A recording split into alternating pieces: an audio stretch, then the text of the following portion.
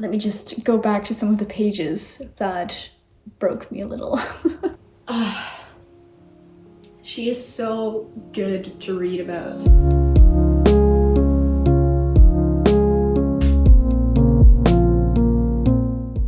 Hi, and welcome to another video. Today I'm going to be reading A Court of Silver Flames by Sarah J Maas. I have to admit, I already started reading without filming anything, but that was because I was ill and I just didn't want to be on camera, but I also really wanted to start reading this. I'm at page 144 right now, and this is a little spoiler. I love it. Like, I am obsessed with this book. In a moment you will see like my full vlog from now on. I will give you a little bit of a rundown of what has happened already, how I feel about it, and then I will take you with me as I finish reading this book. I hope that you enjoy this. I already made a little video about the previous books in the series. You can watch that up here. I talk about just in general my thoughts and feelings. I didn't make a reading vlog for those books, and honestly that is a huge regret. So I am making one for this one. This book centers on Nesta and Cassian, two of the characters that we have met before, two of the main characters actually, from the A Court of Thorns and Roses series, after the big war, and actually like more than a year later. Nesta is like is struggling a lot with her mental health, and she pushes everyone away in response. She doesn't want to see anyone from her family or friends. She's alone, but she goes out every night to go and drink and find a male that she can sleep with, and just is not doing well is like the general gist. Meanwhile, Cassian, he's making sure that in the Illyrian camps where the warriors are training, that like there are equal opportunities, or that there's equal treatment for male and female Illyrians, and things are not going as planned for him. He's like kind of struggling, and so he feels terrible about that. And then one day Feyre, Nesta's sister, she asks Cassian to train Nesta because she needs to get out of her little dingy apartment. She needs some fresh air, she needs something to focus on. So Cassian has to train her in the mornings, and then in the afternoon she has to work at the library. She does not want to do it, but she agrees to do it because she doesn't really have a choice. Things don't go well. Cassian tries to get her to train with him, but is not very successful. And all of this is going on while you as a reader know that they like are mad in love with each other. And there's like this love-hate relationship. At the end of A Court of Wings and Ruin, Cassian like confesses that he's in love with her, and they kiss, and it's all really sweet, but it was happening like in the middle of a battle. It's like the worst possible timing. It's really heartbreaking, and then after that like they don't talk. Like they are so awkward. And I never expected that I would like the mutual pining trope, but I do. Especially in this way. Like it is executed so well. Like they are like teasing each other, and it is like borderline mean, and sometimes it gets mean, but at the same time they rile each other up, you know, and they all just have lots of feelings. And Nesta, she is acting all cold and uninterested, but in her head she's like, I hope that he now thinks that I hate him, but of course I don't. And Cassian is like very close to thinking that she hates him. Like he doesn't really try to make a move on her or anything. Like they tease each other, but there's like no actual real move, I guess. And I just love the dynamic, and I love Nesta as a character. She's so complicated, like a lot more complicated than I would have thought at first glance, you know. She's very cold, but she's also very hurt, not just because of what happened at the war, but also what happened before with her father and her mother and Farah and Elaine, her family, I guess. And like, she appears to be this very strong character, but she is like so broken, and it's just she is so good to read about. And Cassian as well, he like cares a lot in this novel. His flaws come out a little bit more. Like, he did have flaws before in the previous novels, but now we kind of get into his head and see that he sometimes also thinks badly of himself, and he isn't like an overly confident warrior. He like knows what he's good at, but he also knows what he's bad at, and does kind of feel bad about that as well. The dynamic that they have is really interesting. Can't wait until more stuff happens. Like, I want them to get together so bad. Like, I was already shipping them before the whole love confession in the battle, but now I'm like, these two belong together.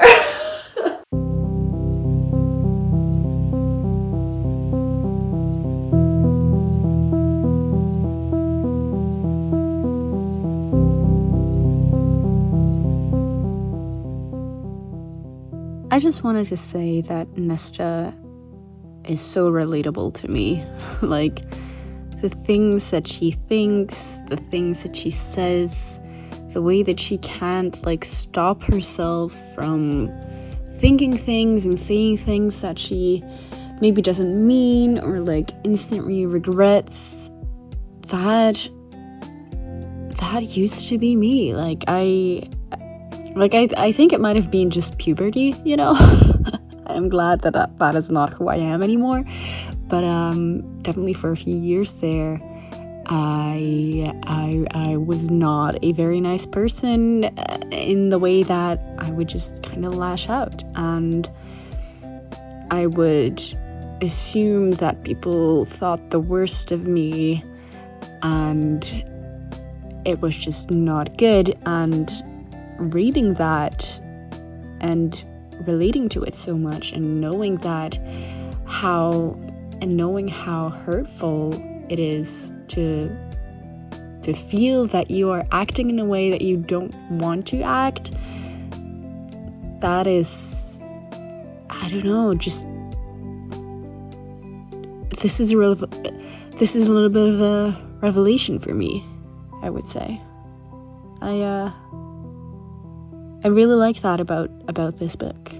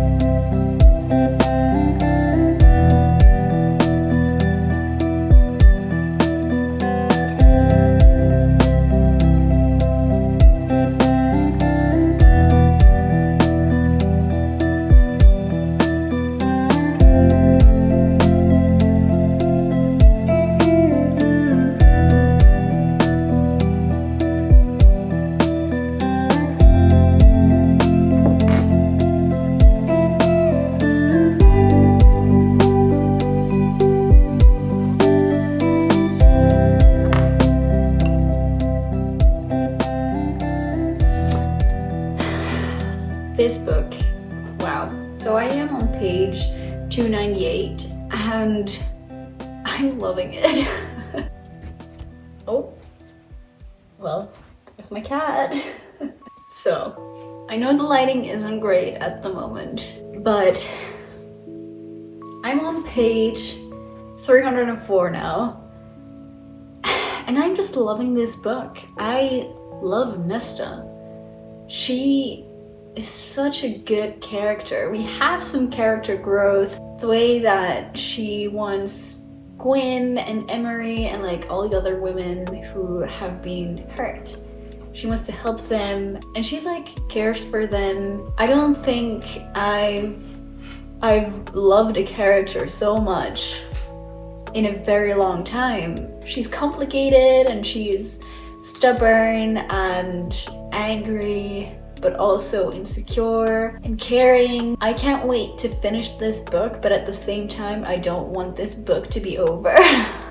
And like, not a lot is going on at the moment. Like, we have Cassian and Nesta like getting along, let's say, while like the gang is like trying to stop a war from happening again. And to be honest, I don't really care about that part.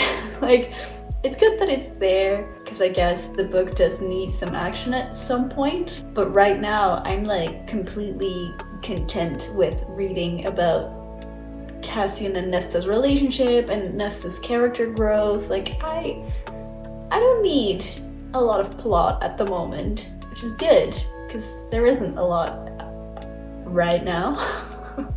And I love a good character-driven novel. So yeah, I'm just gonna keep reading.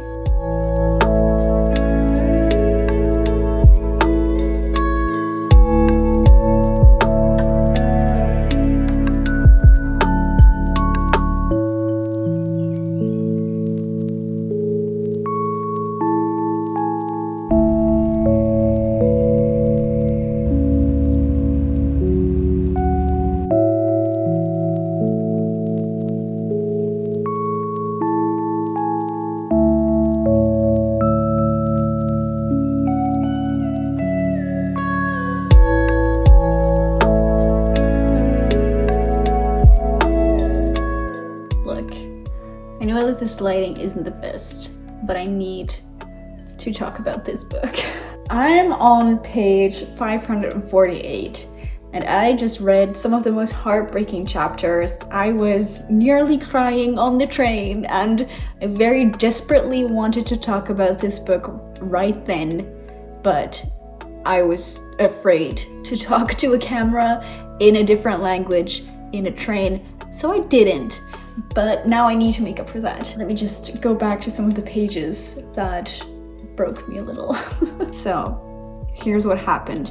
Nesta made a magical blade, or at least she made like 3, and no one told her until there was like a vote where Riz, Farah, Cassian, Amran, and Azriel, I think, took a vote and decided whether or not they should tell Nesta. Eventually, they voted that they should tell her, but then when Cassian did, he kind of also told her that they took a vote and told her who voted against her, and Nesta, of course, was very upset, which, of course, like, why? How could they not see this coming, that people would... How could they not see coming that she would be like so offended and hurt by the fact that some of the people didn't think that she was worthy of the information? I'm like, she finds out and wants to confront Amran, who she had always kind of considered to be her friend until they had a fight in the winter solstice happening, and we don't know what happened. Or was it before the winter solstice? I'm not sure. It's been a while. We don't really know what happened until this scene. And she is like super mad. Farah also comes in and then she tells Farah that everyone has been keeping from her, that when she gives birth to her child, chances are like so high that she will die because of the way that the child has wings and she is not made for that. And Nesta, she is so angry. She says that it's intense, like it is an intense scene, and it was at a moment where I had to stop reading because my train arrived at the station and I had to shut the book and go out of the train, and I hated that. So Nesta told Farah like touches her belly, and then This is the line. And Nesta knew then that she had not once in her life been loved by her mother as much as Vera already loved the boy growing within her. My cat just like walked into the lamp. That broke my heart. Like she is so fragile, Nesta, actually. She just needs some love, you know? So she flees the scene. Cassian literally catches her. Like just flies to her, catches her, and takes her away.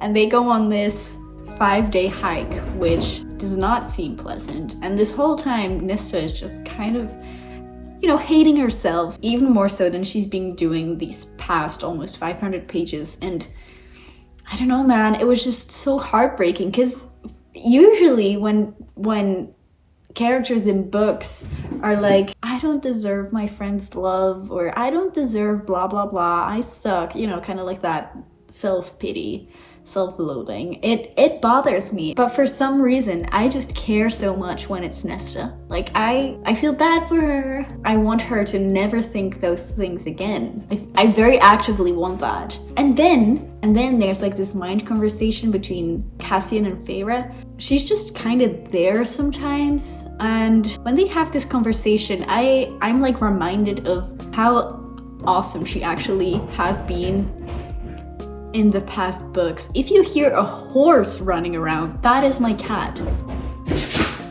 And at one point, Cassian asks her, like, how can you be so calm about this, about the whole situation of her probably dying? And she says, the alternative is fear and panic. I will not let my son feel those things. I will fight for him, for us, until I no longer can. And especially that first part, the alternative is fear and panic. I love that, because not to brag or anything, but that's kind of my reaction when things go wrong. I try not to panic about things or worry too much, because what's done is done, and you can only do so much to like fix things. And when you are afraid and panicking, that usually doesn't help. I felt a little relatable moment between me and Feyre there, which hasn't really happened often. Like, Feyre is cool and all, but she isn't very relatable to me. Nesta is. So when they're on this hike, she said nothing, absolutely nothing, but he knew it was coming, that storm. Knew that Nesta would speak again, and when she did, he'd better be ready to weather it. And it happens, and it's a good storm. Yeah, I've just been like marking lots of things in these passages, because I just love them so much. This is Cassian saying, these tears are good, Nesta. These tears mean you care. So sweet. Cassian is actually really sweet, and I ship them very much. I liked Feyre and Riz, but I like Cassian and Nesta even more. Like, oh god. And right now, I'm actually at page 548. We are in the prison. Nesta has just accidentally released Lanthis, and is trying to fight him off. Cassian is unconscious. I had to leave in the middle of this scene because my train had arrived again. Like, I should have stopped when they announced that the train was arriving, but I know that we have like a solid 5 minutes, which is like 2 or 3 pages. So I was like, I'm just gonna go for it. But I should have stopped. I should have stopped because it was right at the end of a chapter as well, and I started this new chapter anyway. But I will keep on reading.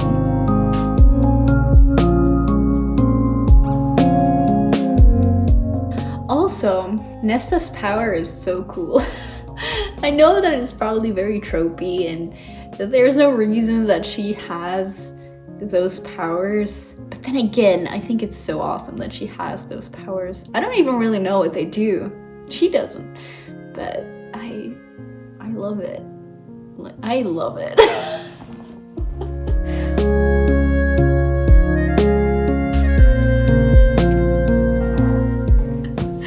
I am on page 620, and I've just read the part where Gwyn, Emery, and Nesta make friendship bracelets. And it's just the sweetest thing. It is so cute. And I love that Nesta has this newfound family, these new friends, these girlfriends, you know, where Farah also obviously very quickly made friends. She didn't have like a girl gang, which Nesta does, and I like that. Also the ball scene I really liked with Nesta dancing. She lives for this is my cat again. I just think that he really doesn't like me filming videos. It's so nice to see Nesta light up and enjoy the music and come to life, basically. And Cassian's gift, his solstice gift, is an orb that he recorded music with. Like, he went around the city to find music and recorded it and asked people to play, and then she can listen back to it. And it is the sweetest thing. So I have about 100 pages left. I'm not sure if I will be able to finish those today, but I'm excited to finish reading this book, and also kind of sad.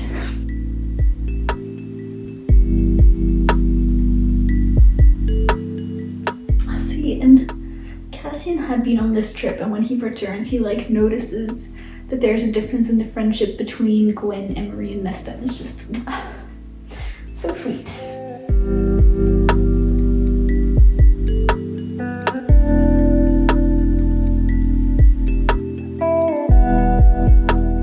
Having a fight, and she's calling in her favor, and I've been waiting for like 600 pages for that to happen. Let's see what it is. Okay, it's not too bad. She just needs some space. That's basically it. Okay, so I'm reading what I think are the final chapters of this book. I mean, I know that they're the final chapters, and like, you know, Braylon, the evil queen, has Cassian in her power.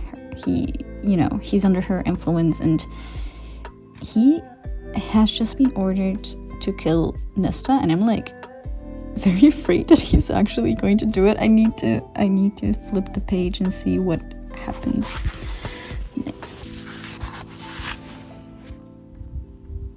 Okay, so he didn't kill her.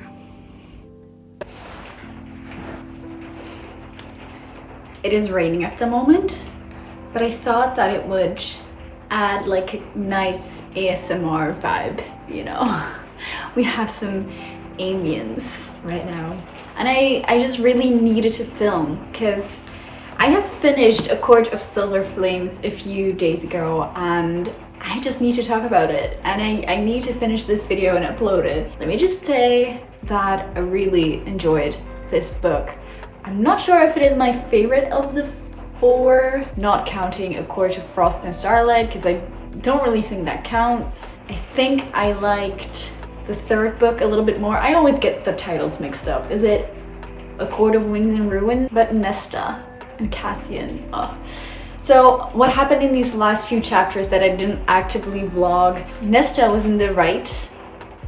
Did it have a different name? Perhaps? I like instantly forget what happens in a book, but she is participating in basically fairy Hunger Games, but she doesn't have any of her powers. She just needs to survive for a whole week. And it does turn out that against all the rules, there are weapons to be found in the area where they are. It's like on a mountain. And of course, her two friends, Gwyn and Emery, have also been, you know, not selected to participate, but forced to participate. And I got Hunger Games vibes from it, and I didn't mind. Meanwhile, Cassian is also doing stuff with Azriel, and honestly, I just couldn't really care about that. Like, I didn't care. But then at the end, of course, Nesta and her friends, they win the entire thing, and it's really cool. It's very suspenseful. I liked it, but it wasn't anything super special either. I did like at the end that Nesta and Cassian like get together officially, which you know. But what I don't like is that in this entire series, we have this concept of being someone's mate, you know? So like a soulmate.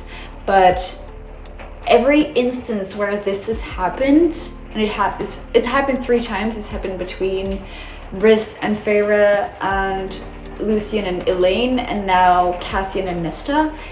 Every time the man or the male person like knew that the female person was their mate and the other one didn't, and I would have loved for it to be the other way around here, but it wasn't. So that did kind of bother me, to be honest. I think that's why I didn't really want to. I gave this 5 stars on the Sograph, but I feel like this is maybe like a little bit of a lesser 5 star than A Court of Mist and Fury, even though like while reading it I loved it. It was just like that little tiny detail that kind of bothered me, that it had been the same for each couple every time. And I know that between Elaine and Lucien, like, things aren't going well. They do not talk to each other, even though they are mates. But it's just like, why are we doing this like this again? And also at one point, I felt like it was like very obvious that Nesta and Cassian were like both on the same page and that they knew that they were each other's soulmates. But then, like, a few chapters later, she's like super mad that he is like saying that they are mates and she didn't know. But I'm like, you were like saying to each other, you're mine forever. I'm like, Nesta, please, isn't that obvious? But anyway, that was just like my minor thing that I didn't like. I still very much like the whole romance, the whole enemies to lover, the reluctant friends, the training that they do, Nesta being self-destructive and angry and just not at her best, and then Cassian doing his very best to help her, not always succeeding, not always doing the right things, but always being there, which was honestly all Nesta needed, and it's just so sweet.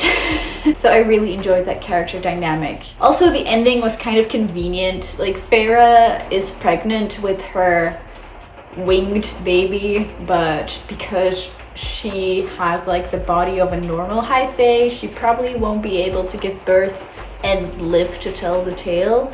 But then in the end, Nesta kind of solves it. She doesn't really know how, but then, because of course Cassian also has wings and his child would have wings, she like tells him, I asked the cauldron to change my body as well so that in the future I could maybe give birth to your children. And I'm like, this is so convenient. And like, I get it, not everything needs to be like well thought out or like this huge thing, but I really liked that moment where Nesta is saving Feyre, because basically she's just like coming to terms with what her relationship with Feyre is, and that she actually truly cares for her, and also Feyre cares for Nesta. And then to make it such an easy thing to save Feyre, but also prepare herself in the future was, I don't know, it kind of fell flat for me. At the end, Nesta also gives her power away in exchange for saving Feyre. And while that is, of course, very sweet and touching, I was like, she's so powerful. She's so powerful. She doesn't know what she can do, but she has so much untapped potential, and will never get tapped, you know, if that makes sense. And I'm kind of conflicted about that. But overall, I really enjoyed this book. I loved Nesta's character development and her characterization as a whole. I loved Cassian's character development. I didn't really care about Feyre and her her side plot, but you know, it happened. And I also really enjoyed that Nesta had this little found family, just like Feyre, but then with just all women. Not that that is like better than a mixed group, I guess, but it's just a little bit different. It has a different vibe. It has a little bit of a more cozy vibe, I feel. And just seeing Emery and Gwen and Nesta just stand by each other, even though they all feel like they don't deserve that. It's just the sweetest, and it really truly shows the value of female friendships. I am looking forward to the next book in the series, which should come out sometime in the next few years, I guess. I don't know. And I will also be reading the Crescent City series by Sarah J Maas. I probably won't start Shadow and Bone just because it's a YA, and I don't know. I don't want to be disappointed.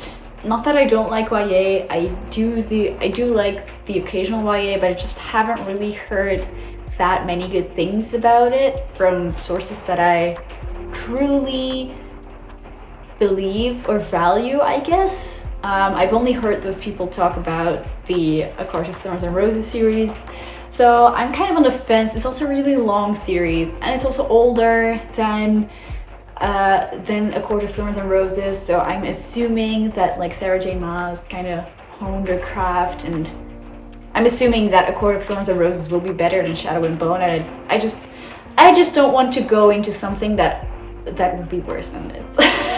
And I know that is probably inevitable, but I'm rambling. I won't be reading Shadow and Bone. I will be reading Crescent City shortly, soon, whenever I get my hands on them. And there will be more reading vlog. I am currently reading Stardust by Neil Gaiman. It is a fantasy, but it's a lot different from A Court of Thorns and Roses. Thank you so much for watching. I hope that you enjoyed this video. If you did, please let me know in the comments below or leave a like. And if you have read A Court of Silver Flames, let me know what you thought. What were some of your favorite bits, characters? I would love to talk about it more in the comments down below. And I will see you next week. Bye!